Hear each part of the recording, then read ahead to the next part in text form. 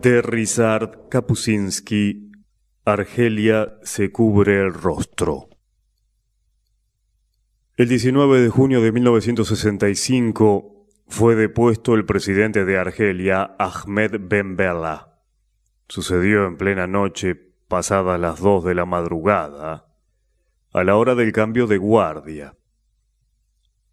Ben Bella vivía en una casa situada en la avenida Franklin Roosevelt, más o menos a mitad de camino entre el caluroso y multitudinario centro de Argel y el lujoso barrio de chalets llamado Hydra. La casa, aparte del bello nombre de Villa Jolie, no se distinguía de las otras en nada especial. El interior de la vivienda del presidente tampoco ofrecía un aspecto lujoso, aunque sí elegante. Los que en su tiempo fueron invitados a visitarlo recuerdan que el propio Ben Bella abría siempre la puerta de entrada. Como era muy despistado, nunca encontraba las llaves. Ben Bella, un hombre de 46 años, vivía solo. El presidente era un hombre modesto, extraordinariamente honrado y escrupuloso en materia económica. Tenía un Peugeot 404, un coche que en otros países africanos conducen a lo sumo jefes de departamento. No se trataba de una modestia calculada. El presidente siempre se había distinguido por su natural indiferencia hacia los bienes materiales. Solía comer entre horas, deprisa y corriendo, y sus trajes no eran de gran calidad. Simplemente estas cosas le tenían sin cuidado. A pesar de sus 46 años, conservaba una inmensa dosis de juventud, y no solo en el aspecto físico, sino también en el psíquico, lo que tal vez fuera más importante. Era, como solemos definir a este tipo de personas, un eterno adolescente. No aparentaba la edad que tenía. Vi a Ben Bella en Addis Abeba en 1963. Le hubiera echado 37 años. Tenía una imponente cabellera negra que le cubría la frente y un rostro de facciones definidas, un rostro muy masculino, joven y de tez clara. Sin embargo, había en aquella cara algo que siempre me llamó la atención, una expresión infantil que sugería que en aquel hombre seguía viviendo un niño mimado y caprichoso. En efecto, Ben Bella no tenía un carácter estable. Era un hombre lleno de oscilaciones, incoherencias, contradicciones. Era como un volcán en erupción, como una tormenta cargada de electricidad, un cataclismo imposible de encauzar. Ben Bella tenía gran facilidad para cambiar de estado de ánimo en cuestión de segundos. Impulsivo e imprevisible, lo desbordaba el apasionamiento. Era impaciente. Y fue su impaciencia lo que lo perdió. Cuando se excitaba, no medía sus palabras y tomaba decisiones descabelladas que negaba al día siguiente. Ben Bella creó en el gobierno una situación tal, diría más tarde uno de sus más íntimos colaboradores, que ya nadie sabía a qué atenerse. El comportamiento de Ben Bella era fiel reflejo de los rasgos de su carácter. Sabía sumirse en una especie de letargo, costumbre que había adquirido en la cárcel. Podía pasarse horas sentado con el rostro como petrificado y sin mover un solo músculo. Verlo en aquel estado causaba una terrible impresión. Se animaba de pronto y se ponía a hablar frenéticamente, gesticulando con gran exaltación. Al final se calmaba, cansado y sonriente. Debía de debatirse entre fuertes tensiones que socavaban su paz interior. La figura de Ben Bella fascinaba a todo el mundo. El presidente adoraba el fútbol, dedicaba mucho tiempo a ver los partidos y tampoco desperdiciaba las ocasiones de jugar. A menudo entre el trabajo sobre nuevos decretos y la reunión del buró político, iba al campo de fútbol para correr detrás de un balón. Su compañero en estos juegos, también futbolista aficionado, era el ministro de Asuntos Exteriores de Argelia y uno de los principales organizadores del complot contra Ben Bella, Abdelaziz Bouteflika.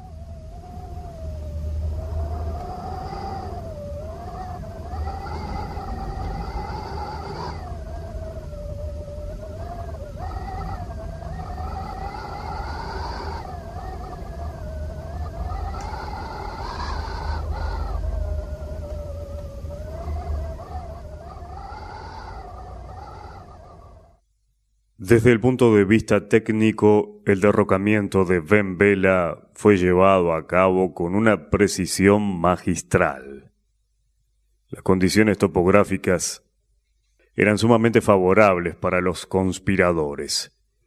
Villa Joly estaba flanqueada por un lado por la casa en donde vivía el coronel Boumedienne y por otro el chalet Arthur, residencia de Bouteflika, y sobre todo muy cerca se hallaba la sede del Estado Mayor, donde se había elaborado el plan del atentado, y también los cuarteles de la Gendarmería. Ben Bella vivía solo en un lugar rodeado por las casas que habitaban aquellos que lo arrojarían a las mazmorras. Así que fue un drama que se desarrolló sensu stricto entre vecinos de la misma manzana. La casa de Ben Bella estaba vigilada por soldados y policías. Aquel día, pasadas las 2 de la madrugada, los centinelas que se retiraban vieron que el relevo iba capitaneado por el jefe de Estado Mayor del Ejército Popular de Argelia, Tahar Zbiri, hijo de campesinos y un natural talento militar al estilo de Chapayev. Zbiri protagonizó hermosas páginas en la historia de su país durante la Guerra de Liberación. Fue jefe de la guerrilla que actuaba en la zona de Argel y comandante de Vilaya I, destacando siempre por su gran valor y un magnífico sentido táctico. Una vez conseguida la independencia, fue apartado de la cumbre del poder por la élite del ejército de Boumedienne. Ben Bella, que presentía, no sabemos hasta qué punto conscientemente, que algún día Boumedienne acabaría jugándole una mala pasada, ascendió a Zbiri confiándole el cargo de jefe de Estado Mayor con la intención, según afirman algunos entendidos, de convertirlo en su hombre de confianza en el ejército para el día en que se produjera su enfrentamiento con Boumedienne. Sin embargo, la noche del 19 de junio fue precisamente Tahar Zbiri quien estuvo al mando de la operación golpista en la que también participaron algunos oficiales del Estado Mayor. Todos llevaban casco, vestían uniforme de campaña y blandían ametralladoras.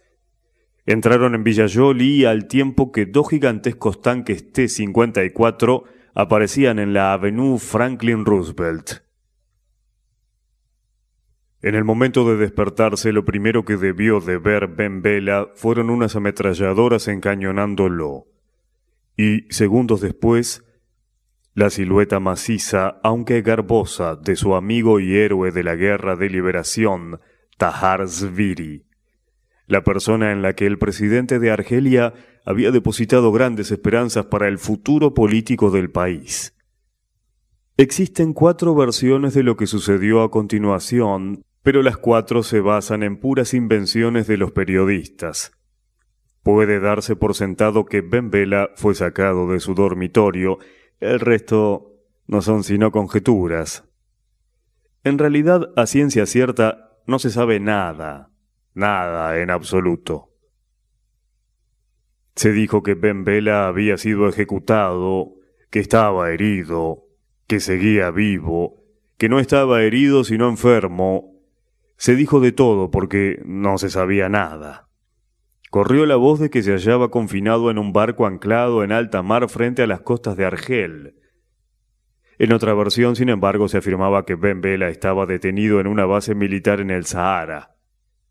También hubo quien sostuvo que el presidente seguía en su chalet, razonamiento que no carecía de cierta lógica, pues Villa Jolie era el lugar ideal para que Boumedienne pudiese tenerlo día y noche bajo estrecha vigilancia. Incluso cabe la posibilidad de que Boumedienne y Ben Bella mantuvieran en aquellos momentos conversaciones encaminadas a negociar una salida al conflicto. Cualquier cosa era posible, porque nada se sabía a ciencia cierta. La versión oficial resultaba la menos concreta, que se lo trataba bien y que seguía en Argelia. Tal vez fuera verdad.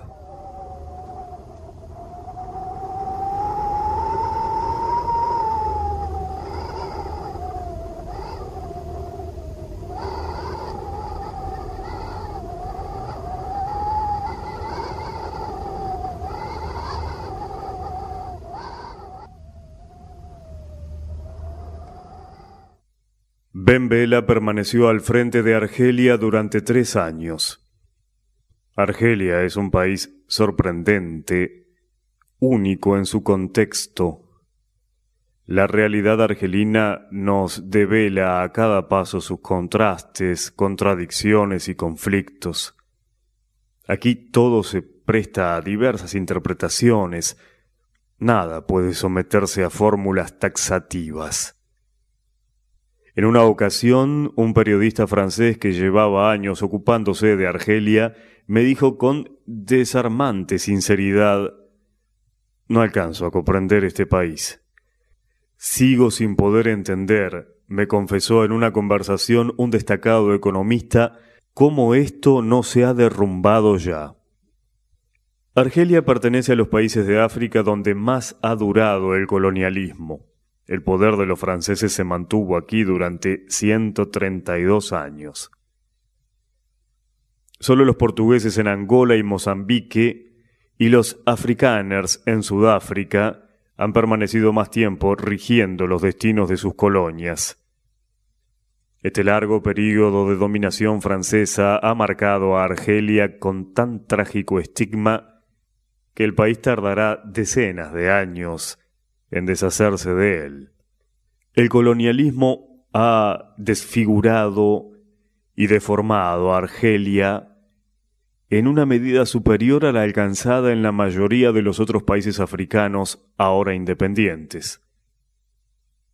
En toda deformación colonial, el papel principal lo desempeñan los colonos europeos. Por eso, no solo la duración de su permanencia en el poder, sino también, o tal vez sobre todo, el número de colonos que en él se asentaron constituyen la medida decisiva de la magnitud de la devastación colonial que se ha producido en este u otro país africano.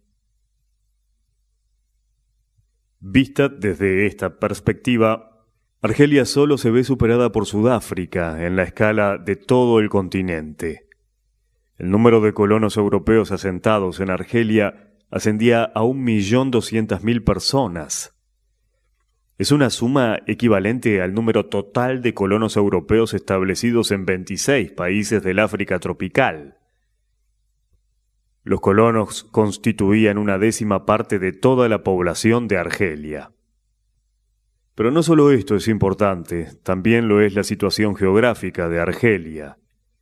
De entre todas las colonias africanas, Argelia era la que estaba situada más cerca de su metrópoli. Hoy, el avión que cubre el trayecto de Argel a París tarda 2 horas en alcanzar su destino. Estas 2 horas de vuelo no son solo un hecho en el terreno del transporte y las comunicaciones, sino que también constituyen un símbolo de la unión existente entre Francia y Argelia. Unión que los franceses han ido fraguando a lo largo de 132 años, y que no se ha visto rota ni por la guerra de liberación ni por la independencia. Más aún, si contemplamos con atención las cifras, veremos que Argelia está más ligada a su antigua metrópoli colonial, y no solo económicamente, que cualquier otro país africano independiente.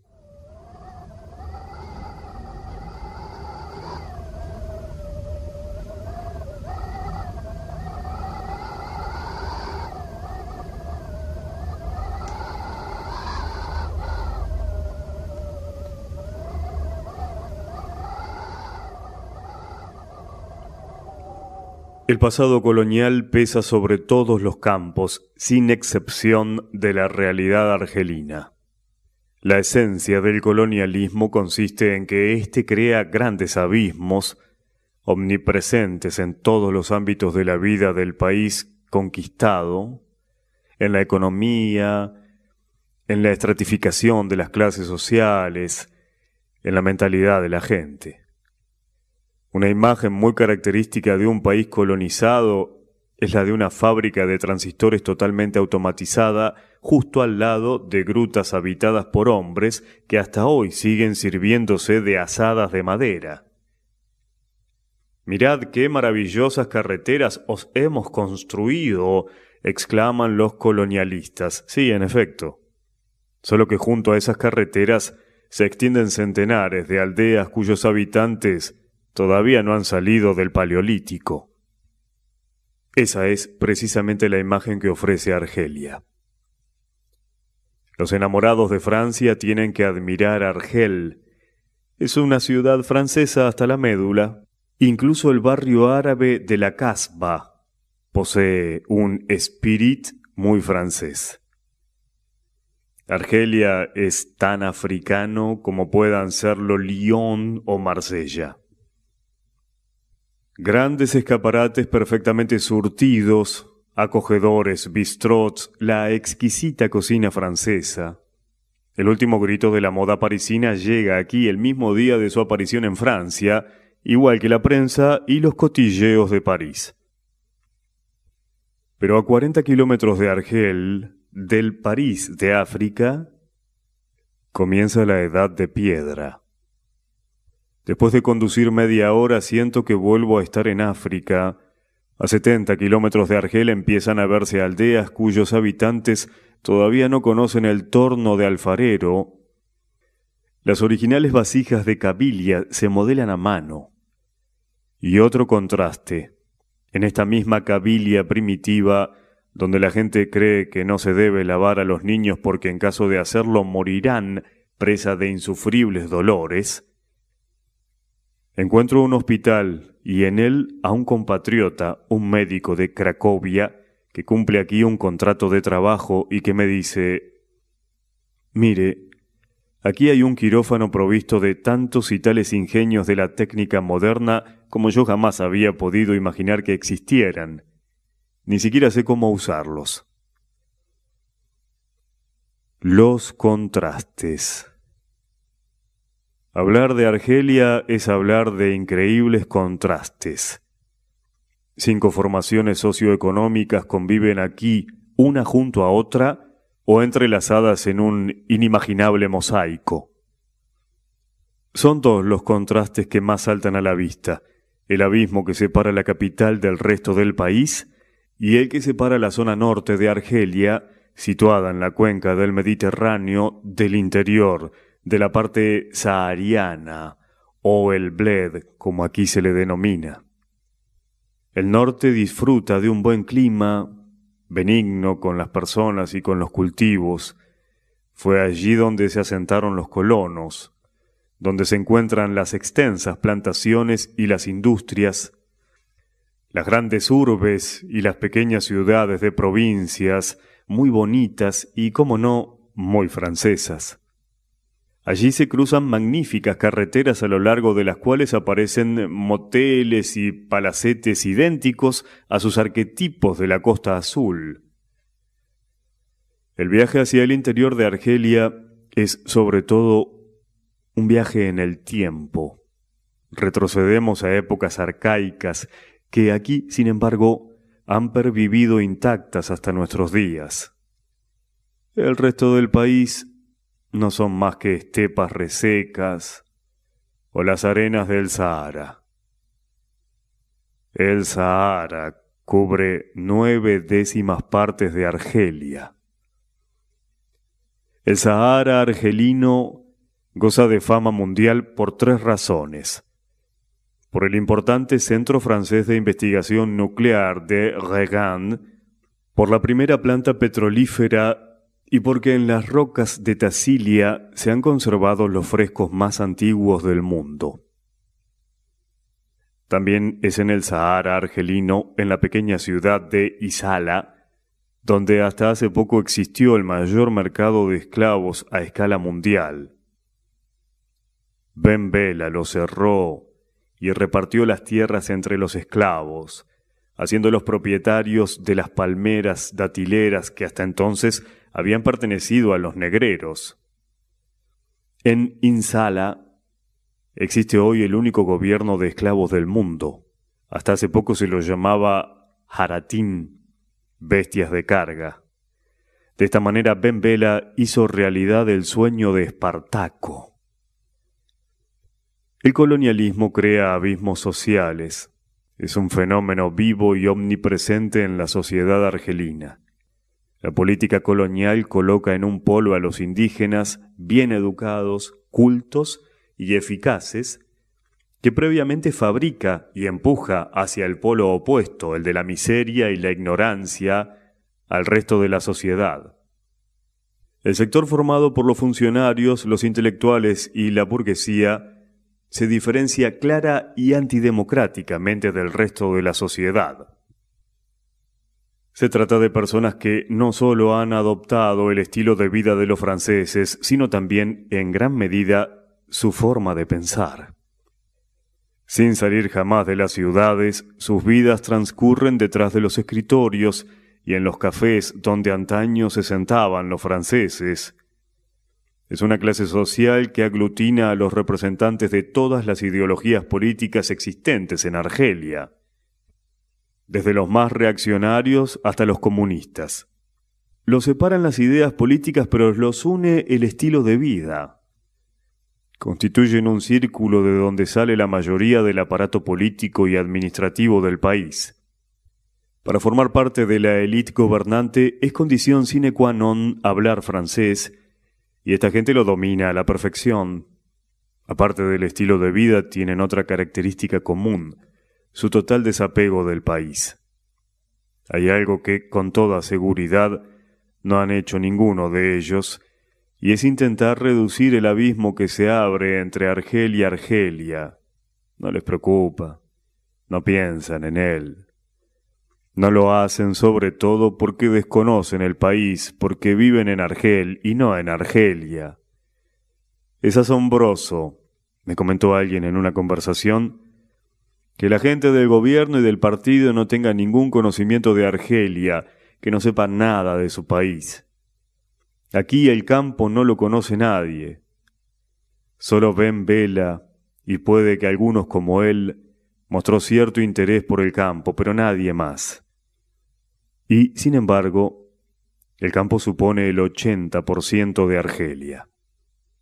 La influencia de la tradición francesa de hacer política, que se distingue por su típico estilo cortesano, impregna todos los ámbitos de la vida política argelina, esfera en la que imperan la intriga y el cotilleo.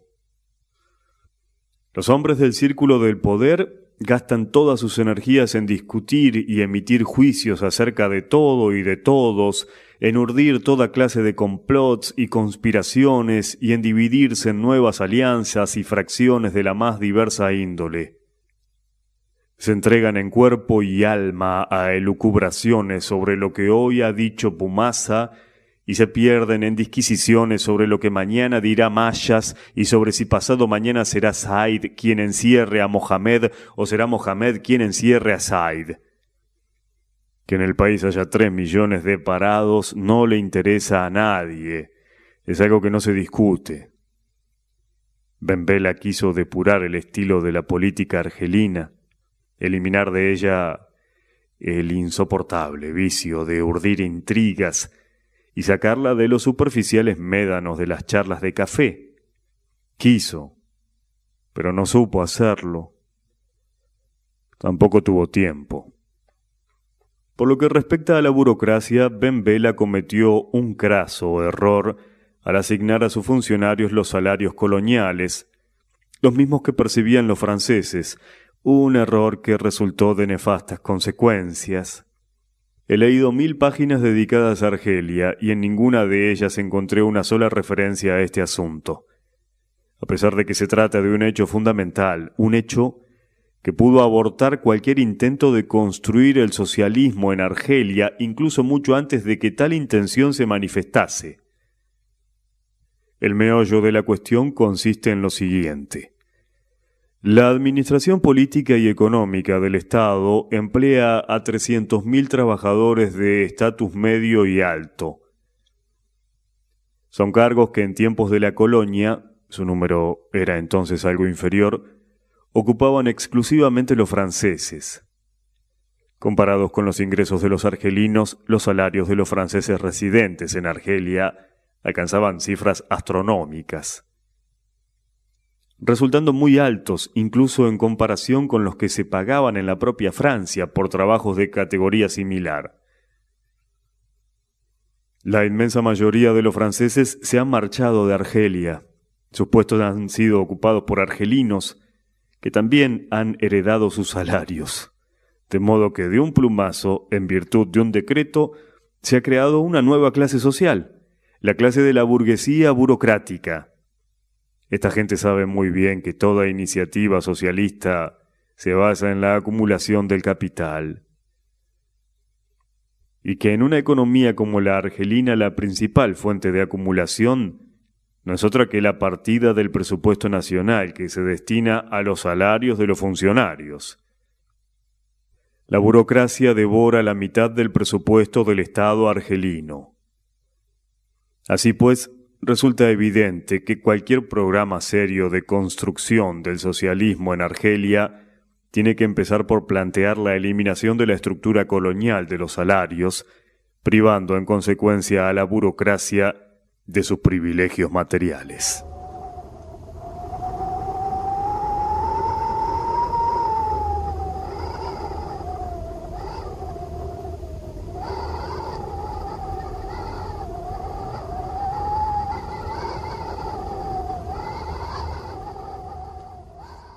Francia ha legado a Argelia una economía típicamente colonial, es decir, subdesarrollada. Su principal característica radica en que forma parte inseparable de la organización económica francesa. Es una economía precaria y supeditada a la antigua metrópoli. La superficie de Argelia alcanza 2.381.000 kilómetros cuadrados, lo que hace de ella un país casi 8 veces más grande que Polonia. Cuenta con una población algo superior a 12 millones de habitantes, de los cuales un 15% son bereberes, cabilios y tuaregs, y el resto árabes. Por lo que respecta al crecimiento económico, al desarrollo de la infraestructura y la densidad de población, Argelia se bipolariza, cosa que in situ salta a la vista, en dos partes claramente diferenciadas. El norte, que constituye el 5% de la superficie del país, y el resto. Este 5% monopoliza el poder de decisión en todos los ámbitos, desde el político y el económico hasta el social. La diferencia entre el norte y el resto del país es abismal. Si ciframos los ingresos medios del argelino en un hipotético 100, los del habitante del sur rozarán los 30. Los de Orán del norte ascenderán a 200 y los del ciudadano de Argel alcanzarán 275. En las partes norte y central de Argelia, la densidad media de población se sitúa en 5 habitantes por kilómetro cuadrado. En el sur, 3 personas viven en 10 kilómetros. La industria conforma el sector más pequeño de la economía argelina, emplea un 2% de la población, unos 240.000 trabajadores, y aporta un 20% del presupuesto nacional bruto. El resto lo aporta la agricultura. La agricultura absorbe el 70% de la población.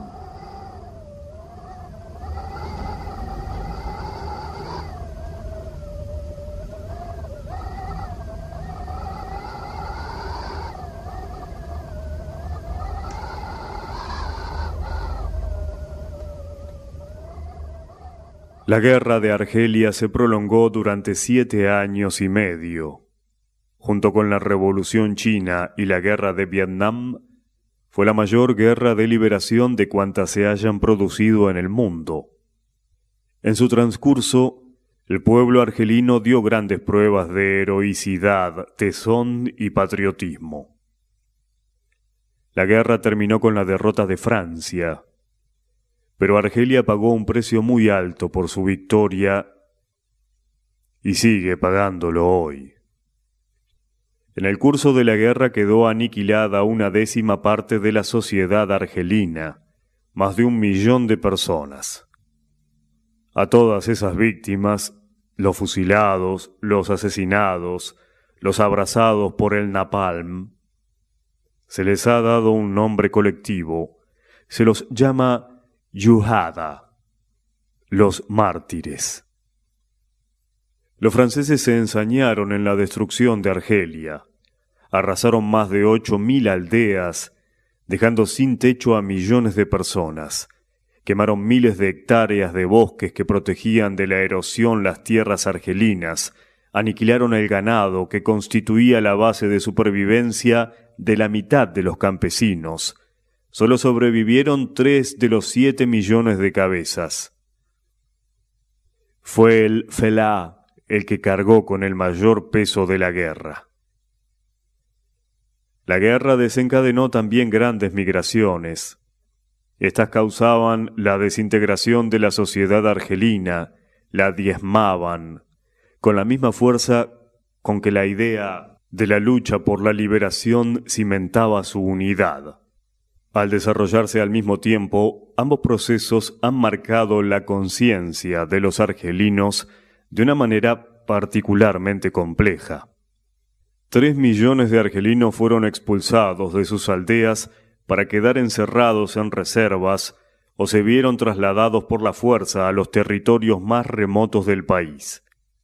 400.000 argelinos fueron encarcelados o internados. 300.000 huyeron a Túnez y Marruecos. Simultáneamente, a lo largo de todos los años que duró la guerra, se estaban produciendo migraciones del campo, más afectado por las represalias, a la ciudad. Hoy, el 30% de la población de Argelia vive en ciudades sin que el fenómeno haya sido motivado por ninguna causa económica. La inmensa mayoría de la población urbana se compone de desocupados que no quieren o no pueden volver al campo porque sus aldeas han dejado de existir.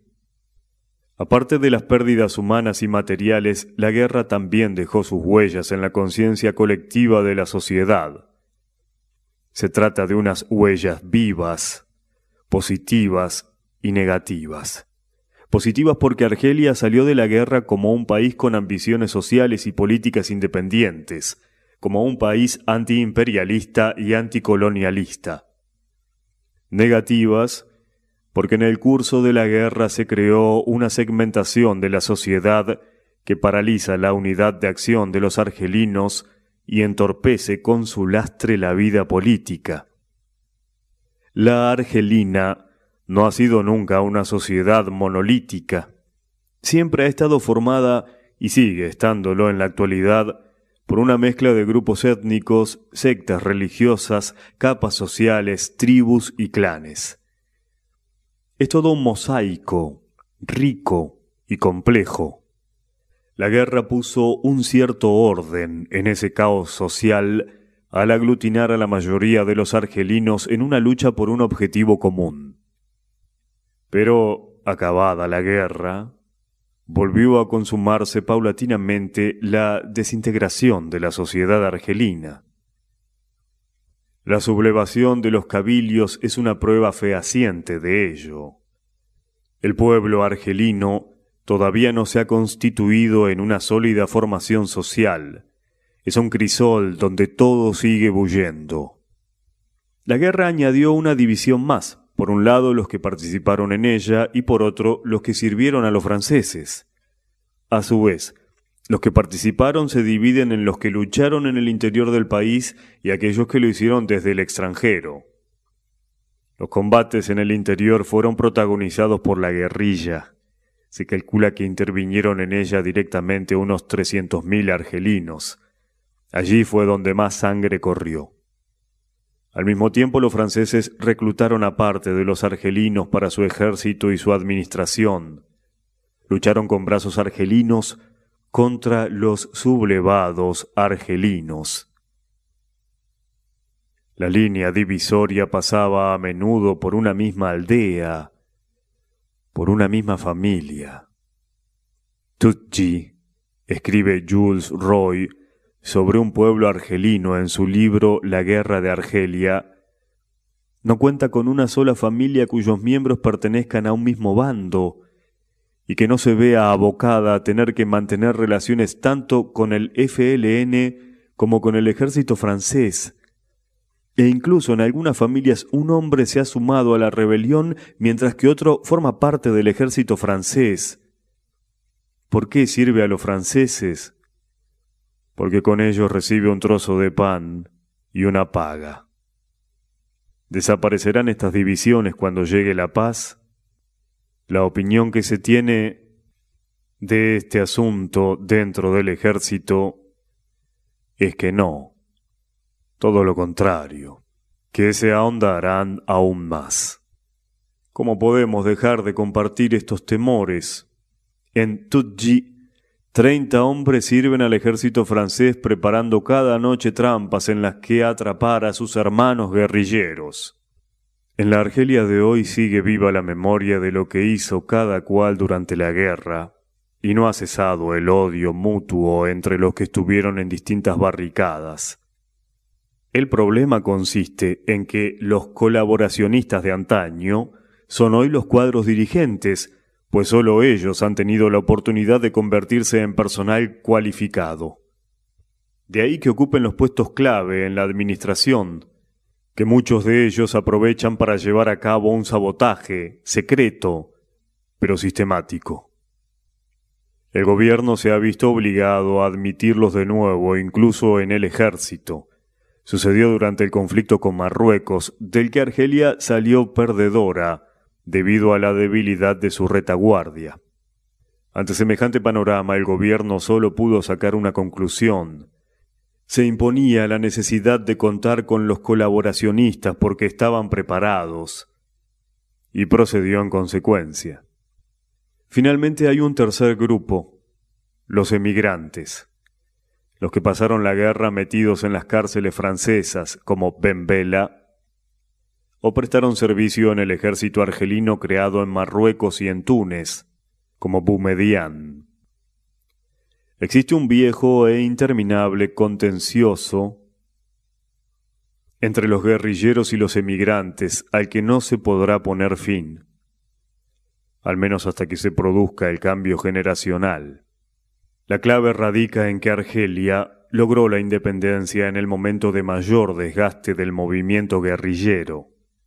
Los guerrilleros estaban diezmados, desangrados, empujados hacia los confines del país, a los territorios más remotos e inaccesibles, y completamente dispersos. Mientras tanto, al otro lado de la frontera, en Túnez y en Marruecos, estaba estacionado un joven ejército argelino, fuerte, perfectamente organizado, armado hasta los dientes, bien instruido y alimentado. Al primer intento de los guerrilleros de hacerse con el poder, este ejército entró en Argelia montado en columnas blindadas e imponiendo su orden. A partir de aquel momento, en el verano de 1962, el ejército fronterizo decide y seguirá decidiendo durante largos años todavía sobre todo lo que pase en Argelia. También desde aquel momento toda la parte políticamente activa de la sociedad argelina, es decir, la élite dirigente y el aparato administrativo, iría perfilándose hasta formar tres grupos, tres fracciones: los emigrantes, los combatientes y los colaboracionistas. Esta es la clave fundamental para comprender los entresijos de la política argelina.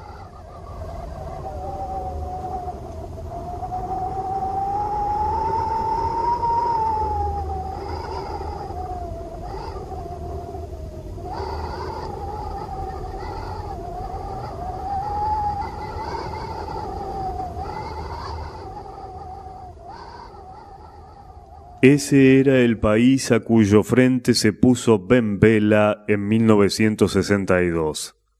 Las circunstancias que rodearon su ascensión al liderazgo no lo favorecieron en absoluto.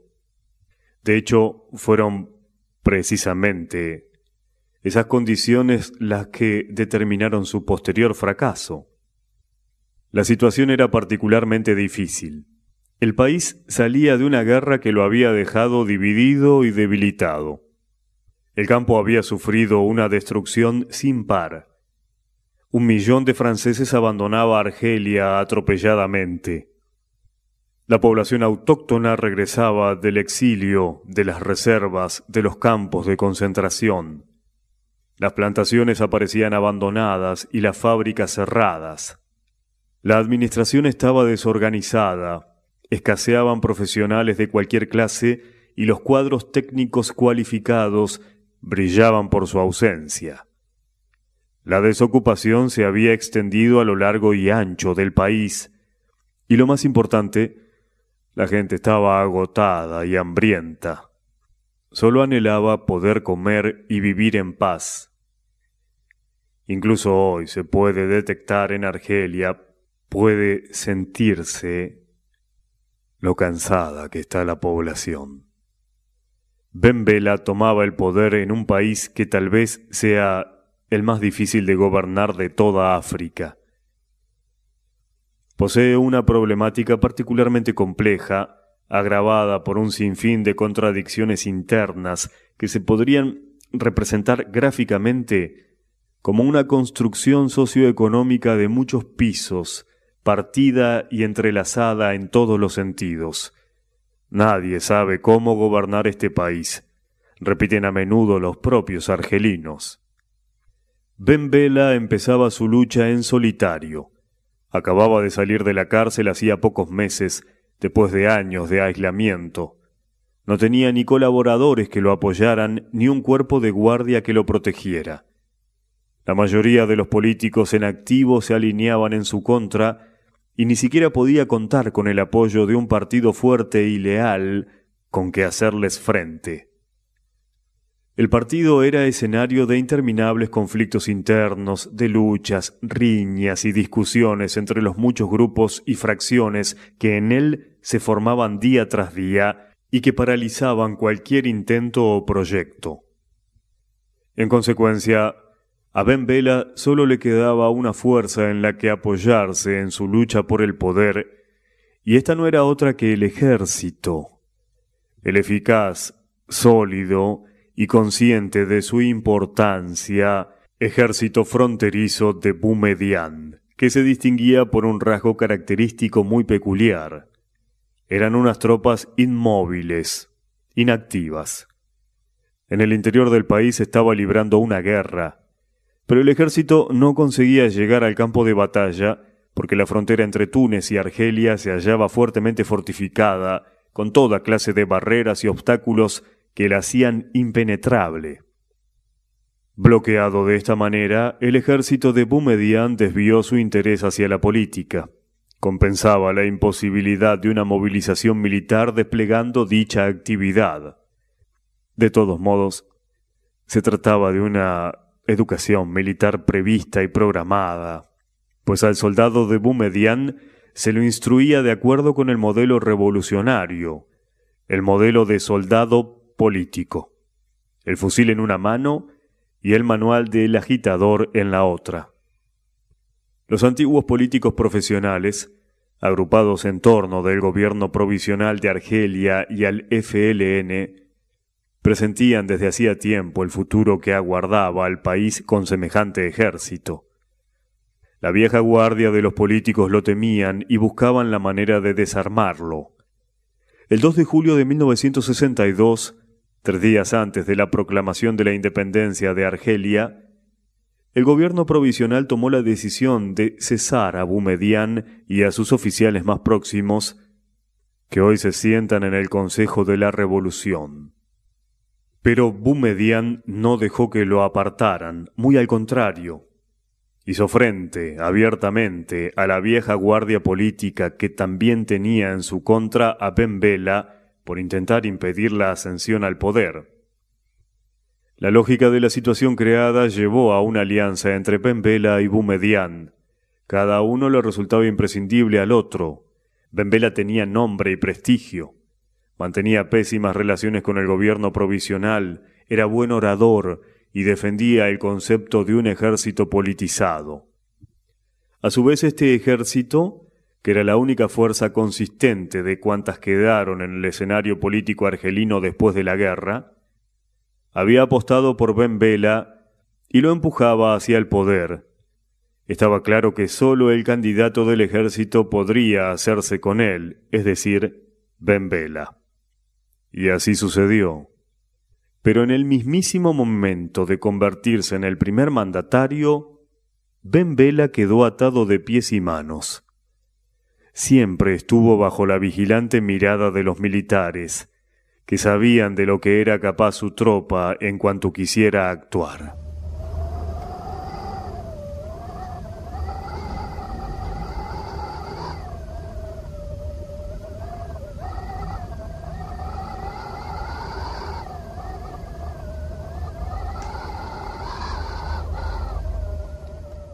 En estas páginas pretendo defender a Ben Bella, como también defenderé a Boumedienne.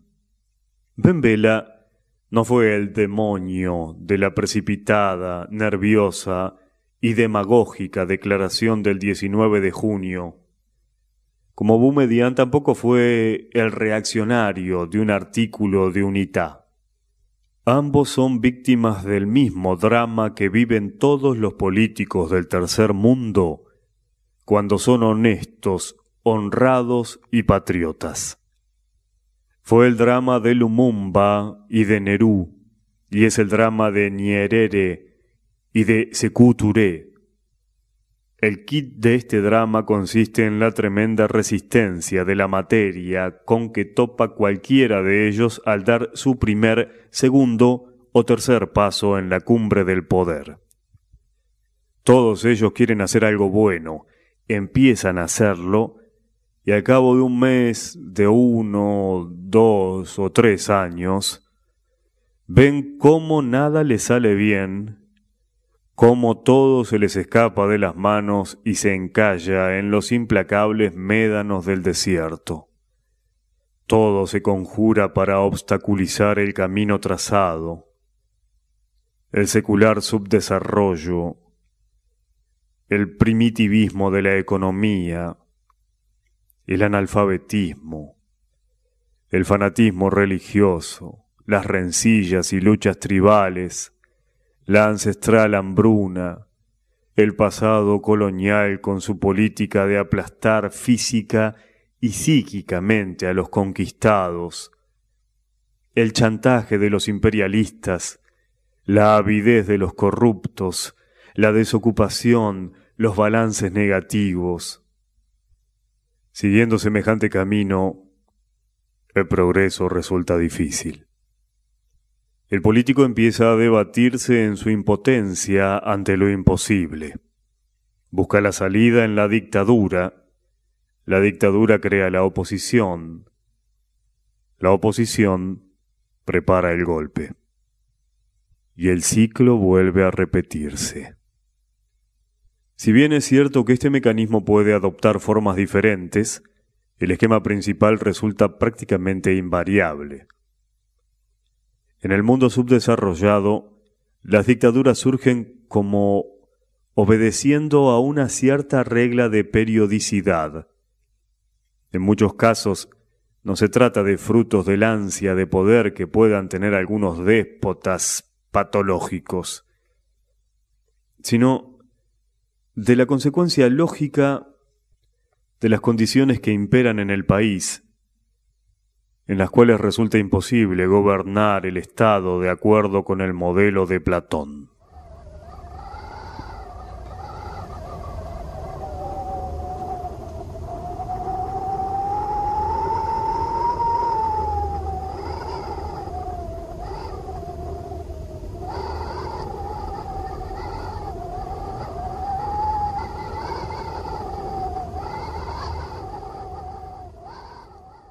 3 años de gobierno de Ben Bella. La oposición le reprocha que ha hecho pocas cosas. ¿Es eso cierto? Ben Bella ha sido una gran individualidad que destacaba sobre los demás por su amplitud de miras y por la profundidad de su análisis. Su pensamiento era atrevido, valiente y fértil, aunque a menudo inconsecuente. Se trataba de un hombre de una gran personalidad, por más compleja y desigual que fuera. El balance del gobierno de Ben Bella se ha saldado con muchos logros de signo indudablemente positivo. Sobre todo, Ben Bella puso un cierto orden en el país, que acababa de salir de una guerra. Hizo arrancar a Argelia, puso en marcha el aparato del Estado, el de la economía, el de la educación. Propició una vida normal y dentro de lo que cabía. Llevó a cabo el valiente acto de la nacionalización de las plantaciones y empresas abandonadas por los colonos que, posteriormente, entregó a la autogestión de los obreros. De este modo creó un importante sector de corte socialista dentro de la economía argelina. Impidió el estallido de una guerra civil cuya amenaza se cernía sobre Argelia y que habría arrastrado al país a un desastre de graves y duraderas consecuencias. Preparó una nueva etapa de la reforma agraria que habría cambiado la vida de centenares de miles de obreros argelinos. Hizo de Argelia el país de mayor prestigio dentro del tercer mundo. Quiso que fuese el puente que uniera Europa y África. Al abrir Argelia, ofreció a la izquierda europea, a los partidos comunistas, el camino de África, el camino al mundo árabe. Fue uno de los heraldos de la lucha activa contra el colonialismo. Es importante subrayar que sobre la ideología de Ben Bella no pesaba ninguna ortodoxia ni ningún fanatismo. La suya era una mente abierta, presta a asimilar, aunque tal vez demasiado poco selectiva. En su juventud, Ben Bella no había sido discípulo de ninguna escuela ideológica. Se sumó al movimiento porque quería ver una Argelia libre. Luchó, pasó años en la cárcel. Cuando tomó el poder, su visión del mundo coincidía con la de la derecha, pero no tardó en derivar hacia posiciones de izquierdas. Se observaba en él una clara evolución, pero Ben Bella no la realizó a través de reflexiones teóricas de tipo intelectual, sino, en cierto modo, instintivamente, a través de su participación directa en la práctica política. De ahí que se diga que el socialismo de Ben Bella era sentimental. Dicen que Ben Bella estaba en la izquierda con el corazón, que el socialismo sencillamente le gustaba. De ahí que en su círculo de allegados hubiera comunistas argelinos. Él siempre prestó atención a sus opiniones y llevó a la práctica muchas de sus sugerencias. Ben Bella intentó cambiar algunos aspectos de las tradicionales costumbres argelinas, aquellos que eran caldo de cultivo del conservadurismo. Intentó crear condiciones favorables para el desarrollo de la juventud. Intentó liberar a los felas de la tiranía de los terratenientes, abolió la esclavitud y luchó por los derechos de la mujer. Al conocerse la noticia del derrocamiento de Ben Bella, las mujeres argelinas se sumieron en una profunda desesperación. Se pusieron de luto. Una de ellas me dijo en una ocasión: «Él quería darnos vida. Ahora los hombres volverán a encerrarnos en el interior de las casas». El socialismo de Ben Bella fue un experimento valiente y original. Simplificando, debía sostenerse sobre una economía socialista, pero sin renunciar a la estructura islámica. La oposición reprochaba a Ben Bella que hubiera hablado demasiado sobre el asunto, pero que, en contrapartida, no hubiera hecho lo suficiente, que el suyo era un socialismo verbal.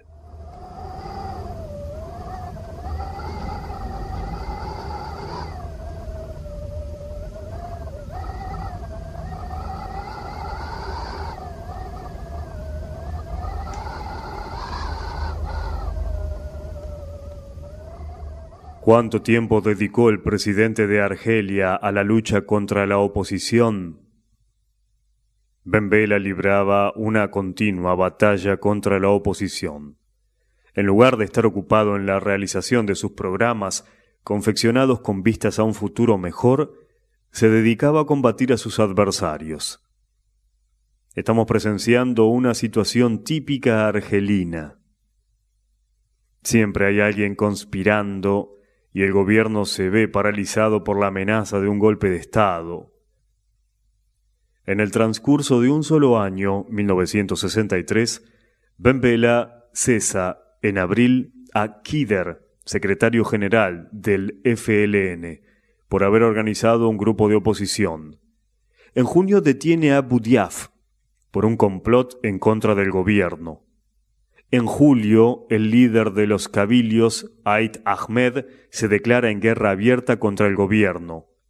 En agosto, Ben Bella cesa a Ferhat Abbas, presidente de la Asamblea Nacional, porque mantiene posturas de oposición frente al partido.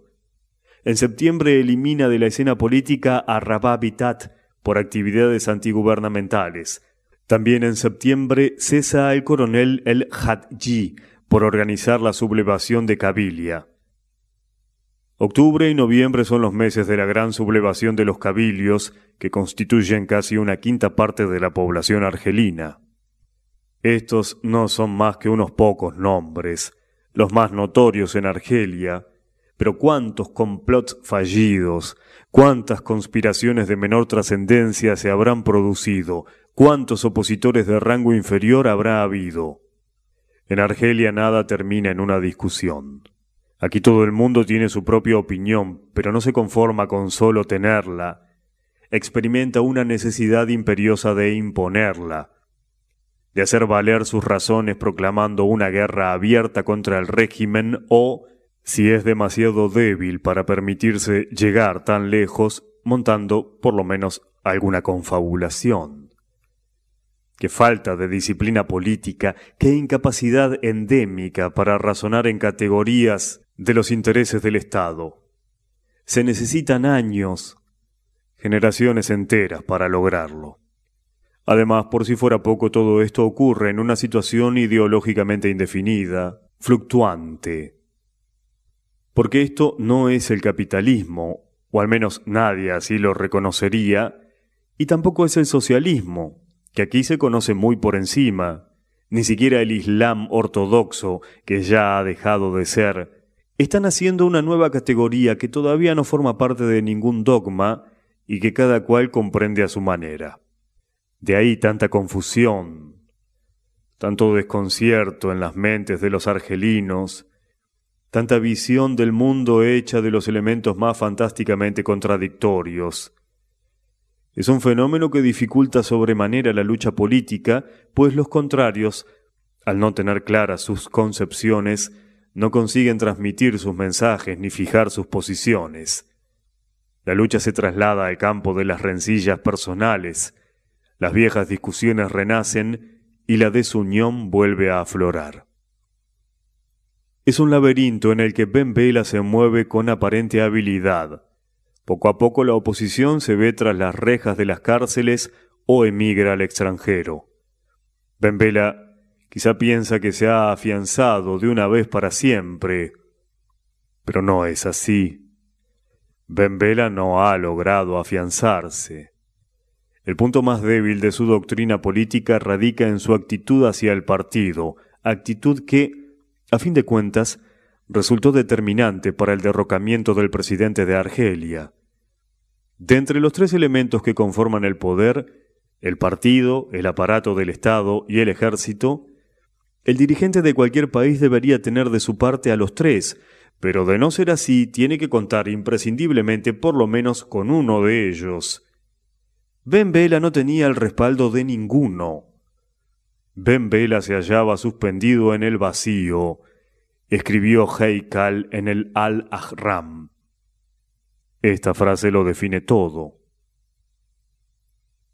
En Argelia, el partido significaba el buró político y los comités provinciales. El aparato del Estado no se mostraba favorable a los programas de Pembela porque temía un recorte de sus salarios. La alianza de Pembela con el ejército nunca pasó de ser meramente coyuntural. En el mundo árabe no existe la tradición de partidos políticos como fuerzas dirigentes de la sociedad. Es muy difícil construir un partido de estas características, pero Pembela tampoco se había dedicado a ello.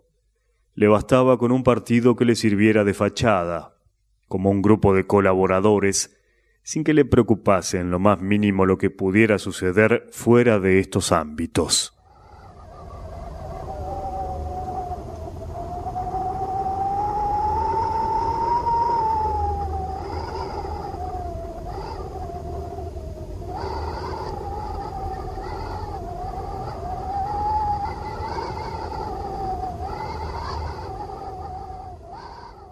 ¿Cuál era la situación de Argelia en el periodo que precedió al golpe?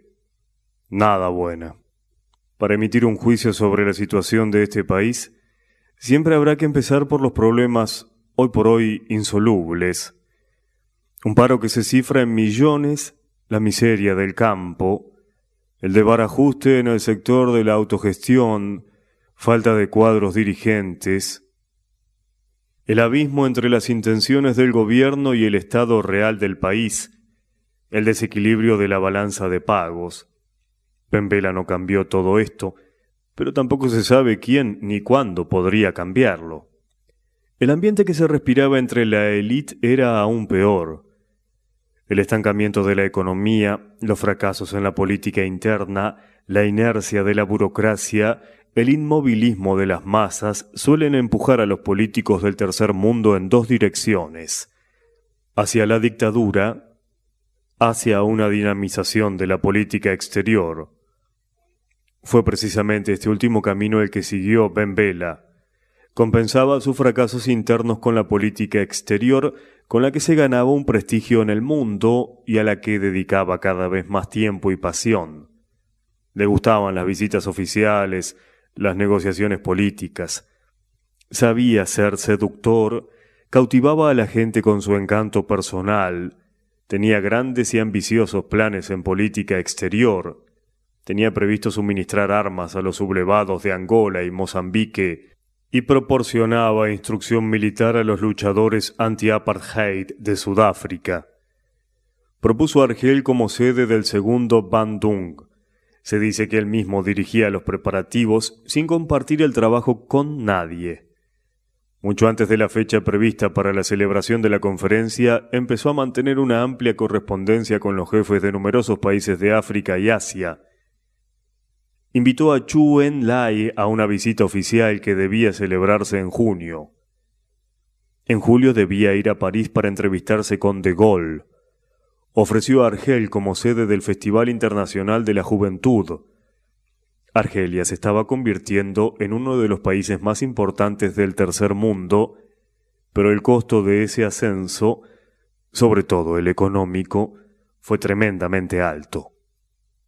Todo aquel despliegue de iniciativas diplomáticas devoraba millones de dólares que tanto necesitaba y sigue necesitando el país.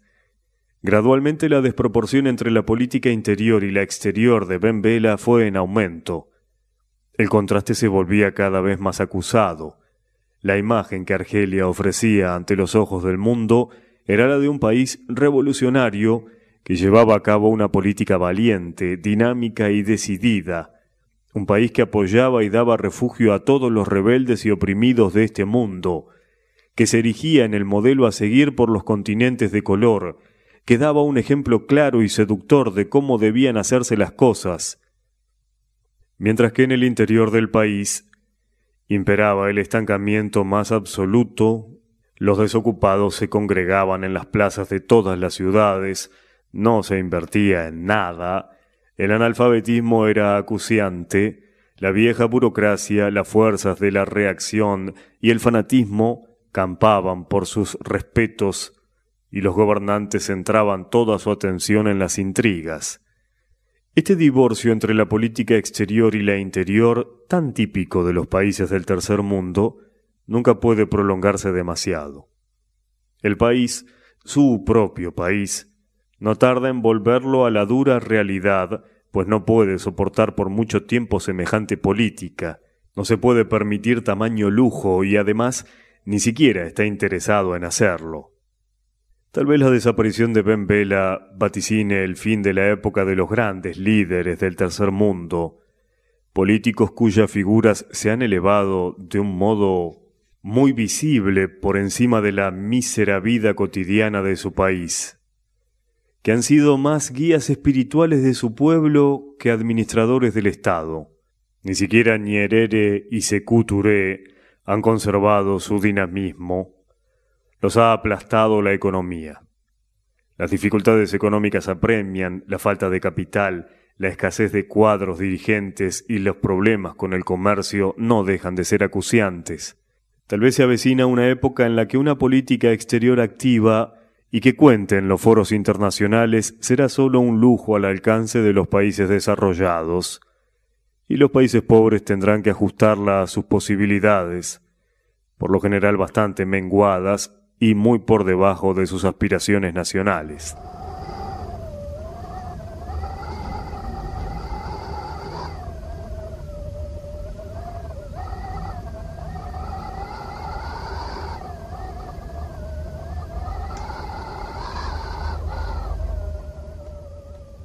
El golpe de junio fue precedido por el cada vez más pronunciado conflicto entre Ben Bella y su círculo de colaboradores. La historia del conflicto en cuestión se revela muy compleja. Muchos de sus elementos se remontan al año 1962, otros a la época de la lucha contra la oposición. No todos los miembros de la élite gobernante consideraban que los adversarios políticos de Ben Bella lo fueran también suyos. Unos pensaban que Ben Bella trataba a la oposición con demasiada dureza y otros que se mostraba demasiado benévolo con ella. Poco antes de ser derrocado, Ben Bella empezó a negociar con la oposición cabilia. Su maniobra disgustó profundamente a Boumedienne, que detestaba a los cabilios. Ben Bella llevó a cabo esas negociaciones a espaldas del gobierno. Después, no queriendo reconocerlo, lo negó todo públicamente. Su comprometida actividad en los foros internacionales tampoco era precisamente del agrado de muchos. Los círculos dirigentes se sentían agradecidos con esa política, concebida con vistas a lograr golpes de efecto en el extranjero y orientada hacia gigantescas empresas de imagen, cuyos costos resultaban muy superiores a las posibilidades del bolsillo argelino. Además, la clase dirigente temía la fama que había ganado Ben Bella, porque el creciente prestigio del presidente lo hacía más invulnerable, dificultaba todavía más el tenerlo bajo control. En realidad y en cierto sentido, el nombre de Ben Bella tuvo más peso en el extranjero que en la propia Argelia.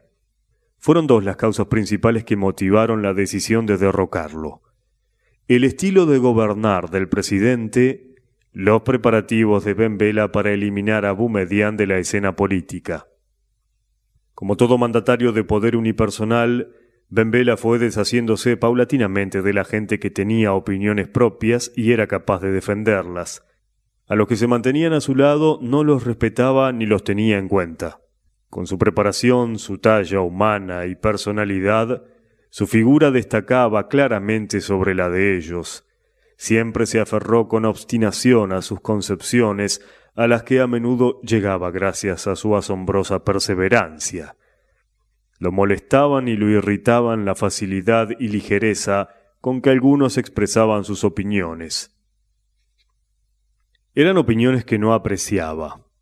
Poco a poco Ben Bella dejó de hacer caso a los que lo rodeaban, dejó de soportarlos, los regañaba a gritos, no los reunía para discutir asuntos de gobierno, los reunía para comunicarles sus decisiones.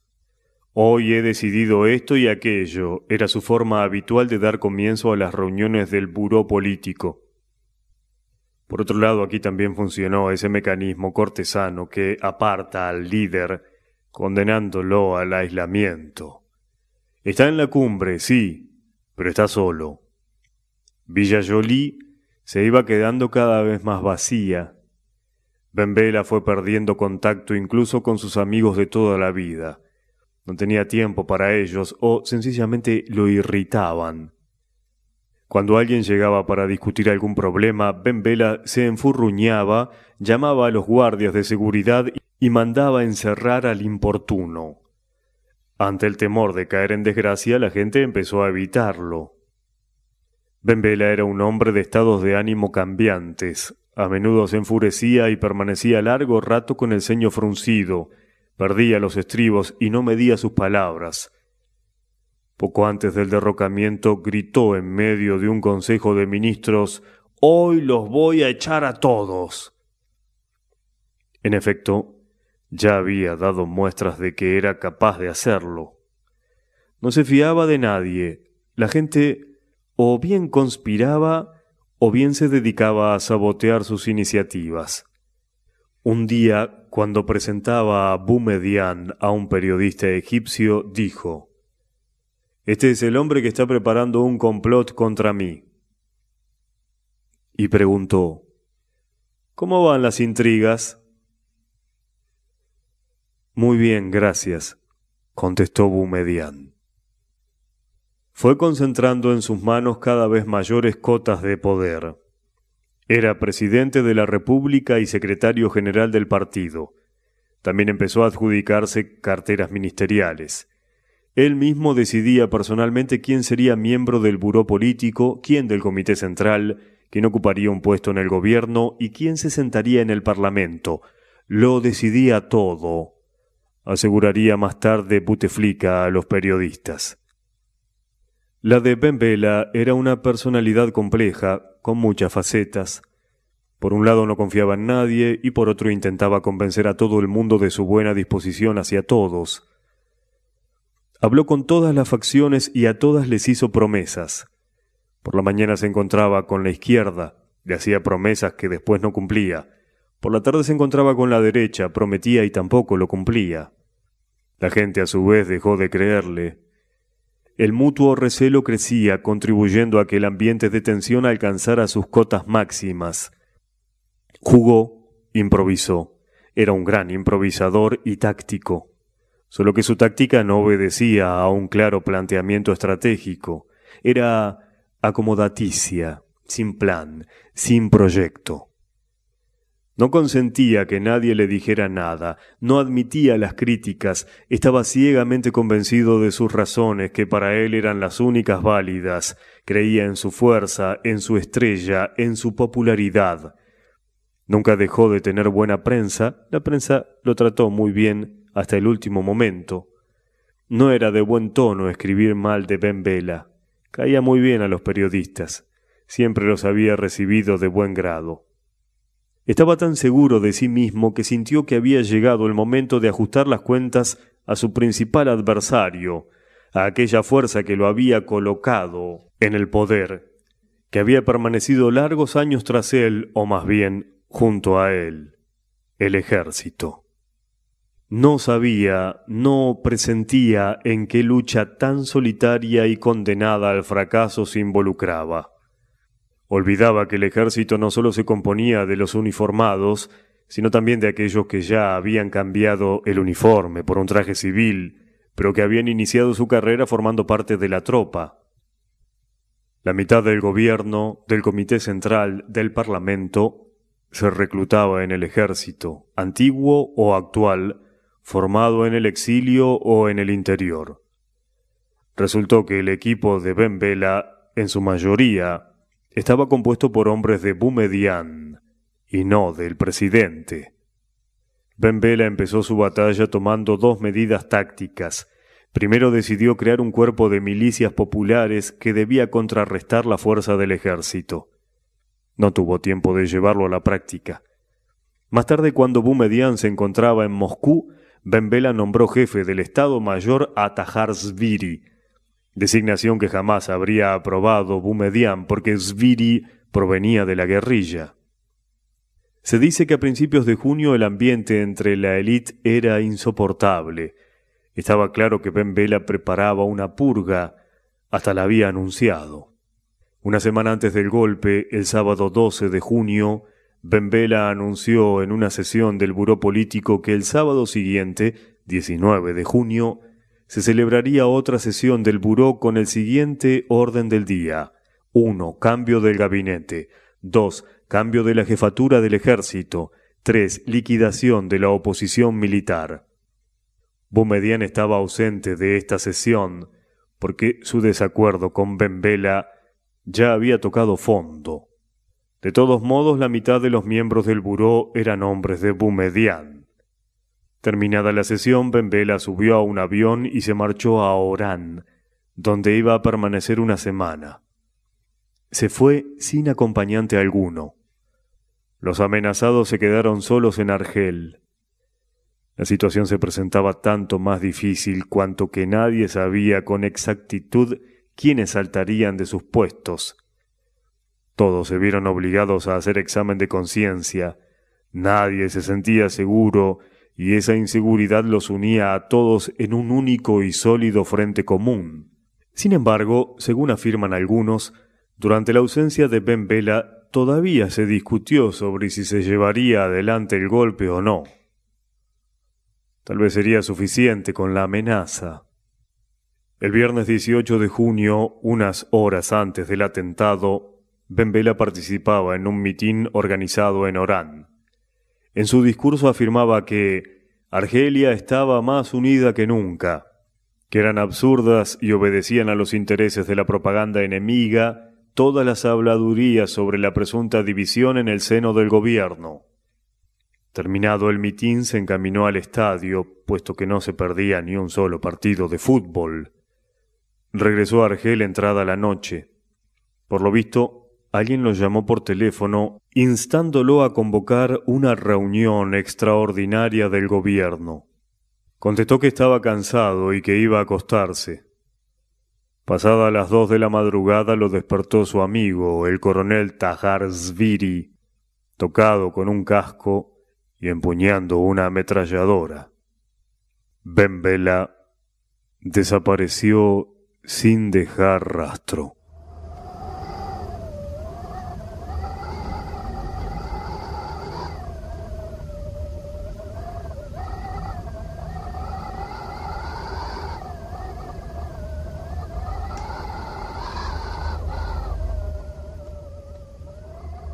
Contemplándolo desde un punto de vista técnico, fue el mismo Benbela quien provocó el golpe. Organizó el atentado el viceprimer ministro, ministro de Defensa Nacional, miembro del Buró Político del FLN, miembro de la Asamblea Nacional de Argelia, comandante en jefe del Ejército Popular, ex profesor de literatura árabe, el coronel Houari Boumedienne. Su auténtico nombre era Boukarouba Mohamed, coronel porque en el ejército argelino que se define como popular, campesino y revolucionario, no existen los grados de general ni de mariscal. Los distintivos de los oficiales son muy modestos y sus uniformes no difieren de los del soldado raso, ni por el corte ni por la calidad de la tela. Boumedienne no es fotogénico. Además, como no es santo de devoción de la prensa, los periódicos retocan sus fotografías de modo que aparezca como un monstruo depredador.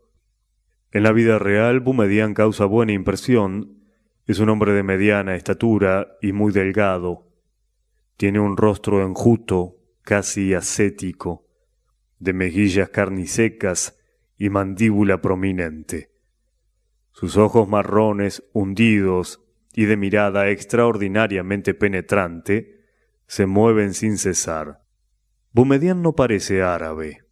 Lleva el pelo castaño y ondulado, bastante largo, y luce un pequeño bigote, descolorido por la nicotina, pues es un fumador empedernido. Me sorprendió su manera de ser. Lo vi pocos días antes del golpe. Estaba preparado para ver a un hombre de modales despóticos. Todo lo contrario. Boumedienne se comportaba de un modo tímido, hasta cohibido.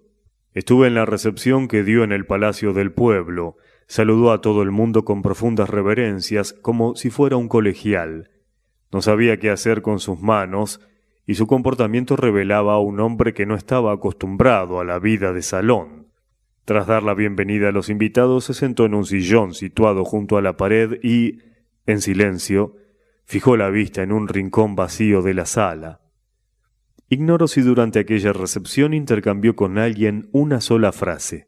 Pregunté a uno de los corresponsales acreditados en Argel: ¿ha hablado alguno de vosotros con Boumedienne? Me contestó: ninguno. Él no habla con nadie, si es que habla alguna vez.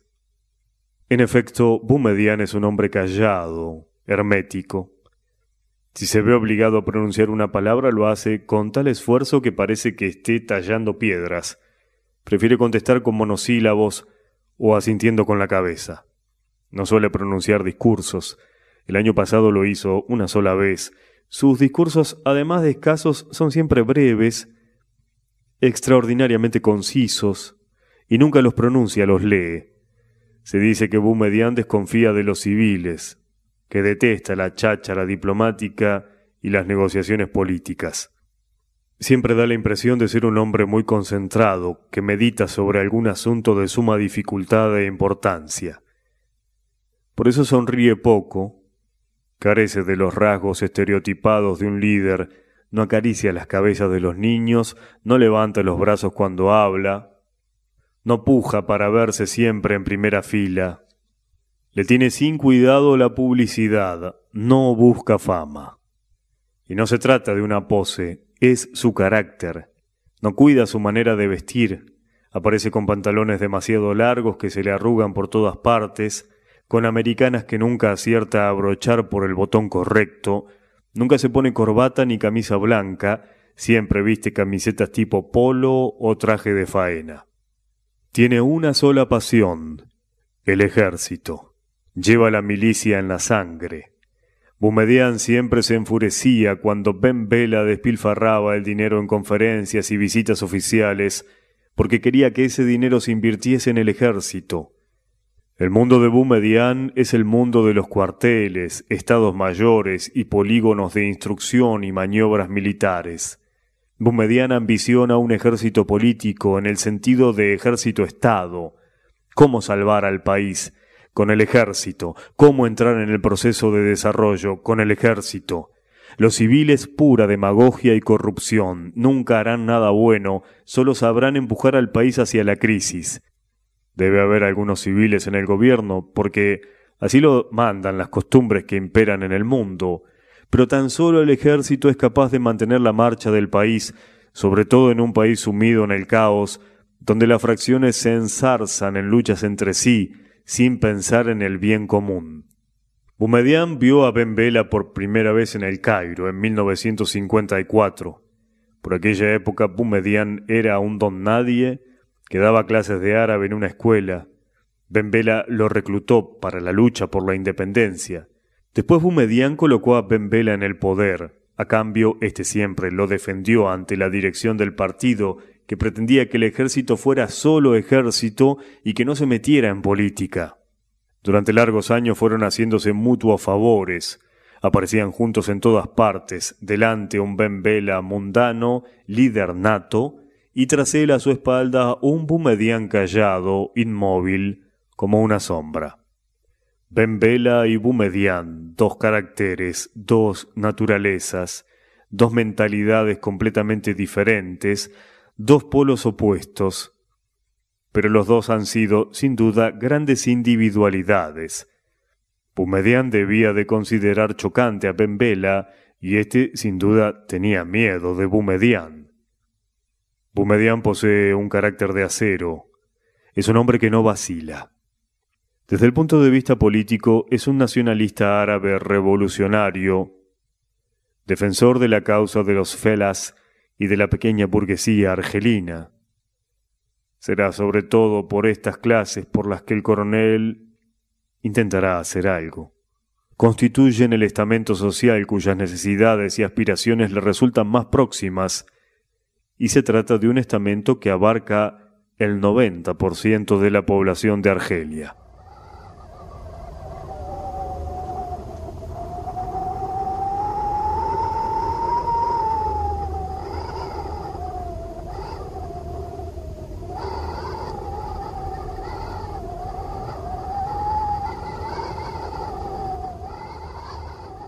El sinsabor fue la reacción más común de cuantas se produjeron en la opinión pública argelina al conocerse la noticia del golpe. El amor propio tuvo bastante que ver en ello. Los argelinos se consideran los aristócratas del mundo árabe, cultos, educados, y creen que un golpe de Estado es algo propio de Irak o de Libia, pero jamás puede producirse en Argelia. El golpe descalificaba a Argelia ante los ojos del mundo, máxime cuando ocurrió una semana antes del segundo Bandung. Todo a punto para la celebración de la conferencia y salta la noticia del golpe militar. El desbarajuste que se produjo fue algo memorable. No había manera de enterarse de nada. El Consejo de la Revolución actuaba desde la clandestinidad, como si de la mafia se tratase. Nadie sabía dónde estaba su sede, ni quiénes eran sus miembros. No existía ningún poder oficial. Muchas personas se autoproclamaban portavoces del nuevo orden. No las conocía nadie. Vaya usted a saber, ¿será un portavoz de verdad o un impostor? Toda clase de suposiciones, conjeturas y habladurías recorrían la ciudad. Ben Bella está vivo. Ben Bella está muerto. Se celebrará la conferencia, no habrá conferencia, habrá manifestación, estallará una sublevación, vendrá Nasser, vendrá Zhou Enlai, vendrán todos, no vendrá nadie, detendrán a los comunistas, detendrán a los egipcios, detendrán a todos. Ahora va a empezar, empezará hoy, empezará mañana, empezará la semana que viene. Además había llegado el verano. La gente se desmayaba en las calles del calor que hacía. Uno de los acérrimos partidarios de Ben Bella me dijo: «El pueblo no se alza en armas porque hace demasiado calor».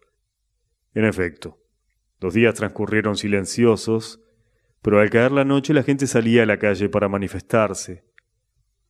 Las manifestaciones se repitieron durante 5 noches.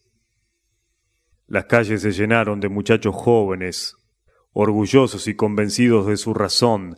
Desfilaban con fervor, con entusiasmo, pero le faltaba organización. La manifestación más numerosa de Argel agrupó a 2.000 o tal vez 3.000 personas. Le salía al encuentro el ejército, un ejército que no solo conocía a la perfección las tácticas de la lucha frente a la multitud, sino que además estaba equipado para ello con los artilugios antidisturbios más modernos. Transcurridos 6 días, cesaron las manifestaciones y el ejército se retiró a los cuarteles. Con excepción de la juventud, el resto de la sociedad se había sumido en el silencio. Callaba el partido, callaban los sindicatos, callaban las demás organizaciones. Se decía que estaban discutiendo qué hacer, que vacilaban. El golpe dejó al descubierto la absoluta dispersión de aquella sociedad, su desunión, su falta de elemento aglutinador, la ausencia total de fuerzas organizadas. La fuerza estaba en el ejército, y el ejército tenía el poder. El pesimismo se apoderó de los militantes de izquierda. Esperaban represalias, dormían fuera de sus casas. Sin embargo, las represalias no llegaban. No llegaron nunca. Boumedienne no mandó encerrar a un solo comunista, a ninguna persona comprometida con la izquierda. Sus temores se debían al hecho de que en Argelia nadie conoce al ejército y la gente le tiene miedo. Es una sociedad desintegrada que teme a cualquier fuerza organizada. Y el ejército es la única fuerza organizada de Argelia. Boumedienne no se dedica a convencer a la gente, Boumedienne actúa. Es un hombre que centra toda su actividad en el trabajo práctico. En África, a la gente le gusta tener un líder que hable, que explique, que le confiese cosas. En un mitin, Nasser confesó a la multitud que su hija no había entrado en la universidad porque había suspendido el examen de ingreso. Habló de ello apenado, como al padre de un hijo al que le han ido mal las cosas. Habló así a miles de padres que tenían problemas similares. El pueblo respeta a un líder así y siempre le tendrá confianza. El golpe de Estado mostró a Argelia tal como es, como un país más del tercer mundo. Abajo las masas campesinas uncidas a la noria de la secular miseria, del sempiterno miedo a la sequía, de la ancestral oración a Alá suplicándole un plato de alimento que la yerma tierra estéril es incapaz de darle. Y arriba, en la inalcanzable cumbre de los salones, uno encarcela a otro, éste depone a aquel. Son dos mundos diferentes entre los que no se distingue ningún lazo de unión. Consumado el golpe, el Consejo de la Revolución tomó el poder en sus manos. La élite del ejército argelino cubrió la mayoría de los puestos. Es un ejército importante. Junto con el cuerpo de policía cuenta con 100.000 hombres. Además está bien armado. Dentro del panorama que hoy domina en África, el gobierno de Boumedienne es un gobierno nacionalista y de izquierdas. En África no se puede aplicar el criterio del socialismo puro, porque aquí tal socialismo no existe. En África las fuerzas de la izquierda todavía están buscando su identidad. Son como un elemento más de la compleja realidad social y política que sigue sin perfilarse de un modo definitivo. La imagen que ofrece semejante realidad nunca puede aparecer nítida. Es posible que se hubiera podido evitar el golpe, ese paso tan torpe desde el punto de vista táctico. Pero hay que tener en cuenta una cosa, que fue llevado a cabo por gente joven, por los adolescentes, si los comparamos con los estándares de la política europea. La edad media de los miembros del Consejo de la Revolución oscilaba entre los 32 y los 34 años. Boumedienne, que tenía 39, era el mayor de todos. En Argelia la política es el dominio de los veinteañeros, de treintañeros. Toda la política.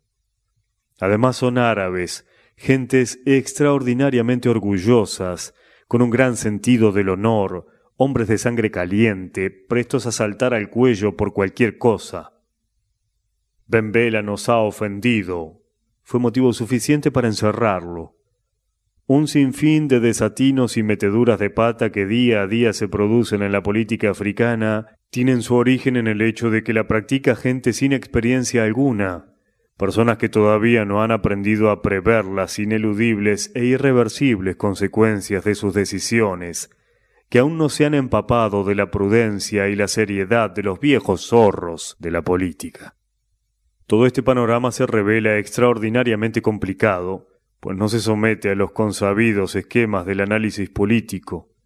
Cuánto más fácil resulta analizar la política europea, donde se sabe que Suiza se mantendrá neutral, que Alemania Occidental jamás reconocerá el Estado de la República Democrática Alemana, y que en Inglaterra, si no gobiernan los laboristas, gobernarán los conservadores.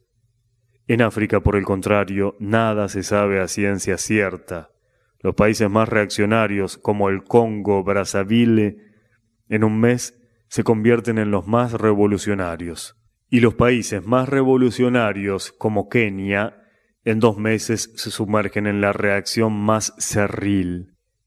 El político que durante años fue símbolo de la posición más pro-occidental, Nyerere, en 2 semanas se convierte en el mayor entusiasta de la revolución de toda África, y el que durante años fue símbolo de la lucha anticolonialista, Kenyatta, en cuestión de pocos meses se define como el reaccionario más recalcitrante. En la escena política argelina solo ha quedado el ejército. En Argelia poco se sabe de lo que ocurre en su seno. El ejército tiene algo de mafia, algo de secta religiosa. Los oficiales no se cuadran al saludarse, sino que se estrechan las manos y se dan besos en las mejillas. El Consejo de la Revolución lo forman hombres de diversas orientaciones políticas, reaccionarios y progresistas, a los que unió por un tiempo el común temor a Ben Bella. Es un grupo en el que irán librándose batallas internas que llevarán a nuevas divisiones y alianzas. El futuro puede deparar cualquier cosa, una nueva conspiración, un nuevo golpe de Estado, una rebelión en el seno del ejército, una sublevación en Cabilia. La revolución argelina es una revolución de sorpresas, dijo Boumedienne a Haykal.